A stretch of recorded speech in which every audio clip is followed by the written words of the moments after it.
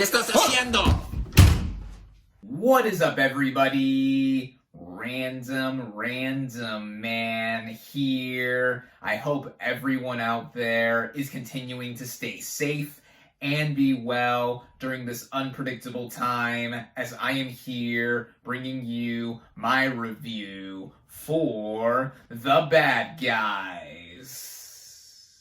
Loosely based on the children's book series of the same name by Aaron Blabey, the plot of this computer-animated crime comedy basically follows the title group of criminal animals who, upon being caught, pretend to attempt to reform themselves as model citizens as a new villain's plans arise.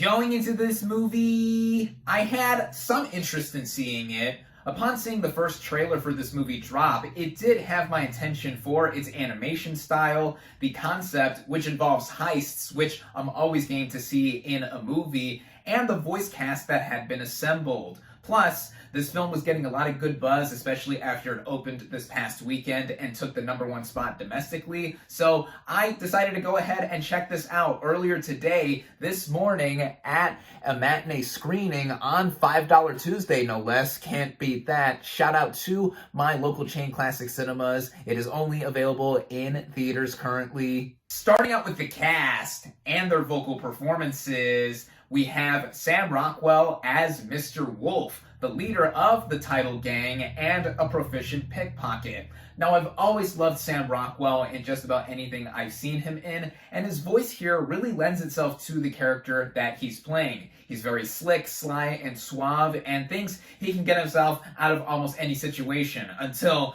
the main plot kicks in with him and his gang getting caught. And I think that this is a character who is also compelling too, because there's a side to him that doesn't want to necessarily be bad anymore, even setting aside him trying to pretend to be good in order to be bad still. I like that morality at play here. Mark Maron voices Mr. Snake, the best friend to Mr. Wolf and the group's safecracker. And as this character, I thought that Maron was pitch perfect casting along with Rockwell, having this very slithery, literally, personality with what the character does, and also him being adamant in staying evil. Awkwafina voices Miss Tarantula, this hacking tarantula. I love Awkwafina, hearing her in this film, and just seeing what the character does and being very intricate, I dug as well. Craig Robinson voices Mr. Shark, this very large yet sensitive shark who also has a really big hankering for some orange push pops that Mr. Snake always likes to eat in front of him and never share. Robinson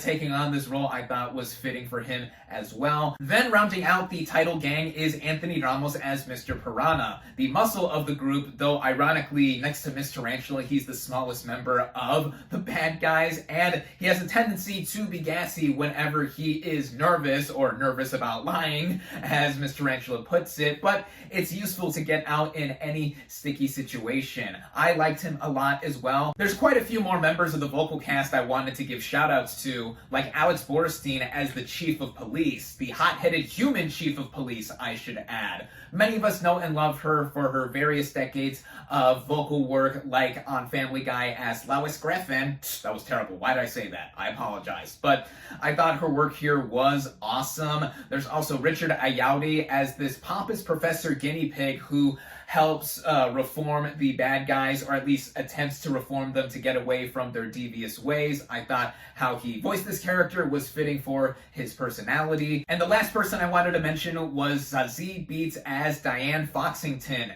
this Governor Fox, who is someone who wants to give the bad guys a second chance too, though hesitantly. And there's also another side of her which I personally did not see coming when more of the plot does reveal itself. I loved her in this movie as well. Writing-wise, this film has a concept that has been done before, with bad guys trying to not be so bad, with motivation in the plot of them doing so, although in this case, it's them still wanting to be bad. And though I'm not familiar with the series of books that this film is loosely based on, I thought this setup was more than enough in getting the film going, and that's one of the big strengths of the film as well, in it being so fast-paced. It is whip-fast, running at about 100 minutes in total, with it being very tight The movie gets going almost right away in the opening minutes with this heist and car chase, which then leads into a bigger heist that eventually has the title group getting caught and attempting to appear to reform themselves. Along the way, we are treated to a bunch of humor as well. Quite a few jokes I chuckled at in this film, and while we are witnessing all of this, we are treated to some unique animation throughout it.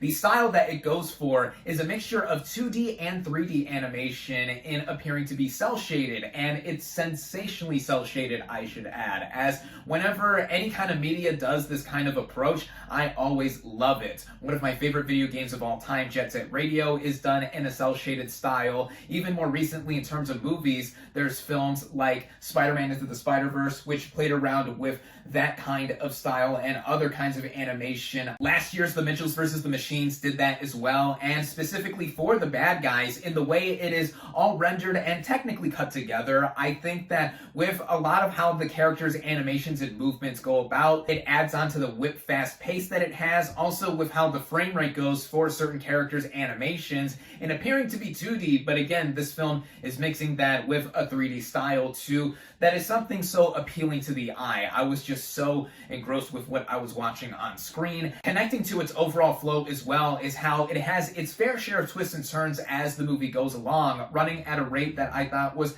consistently entertaining, though I think it goes into the one issue I have with this film, and it's that the predictability factor comes into play more so when other elements of the plot are revealed. Like, for example, the first twist of sorts in who the actual villain of this film is, I saw coming from a mile away, and the movie moralistically is not super deep. There is a sweet message to take away from this film, but it's not something that I would say has you thinking about it for days or anything like that. But even so, I really enjoyed the bad guys overall. I think that with how it is a charismatic camaraderie crime comedy and the animation that is among the most unique I've seen in recent memory, and it all being rounded out by vocal performances that I think give it their all in the end, I would say that The Bad Guys is fun for everyone, and I definitely recommend it.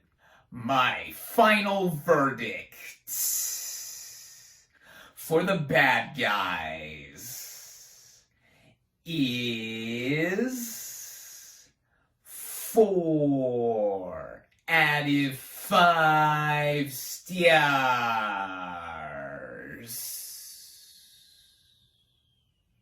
Thank you all, as always, for watching. Be sure to like this video, comment on what you thought of The Bad Guys, social media links in the description, subscribe to my channel for more, and I'll catch you on the next movie review.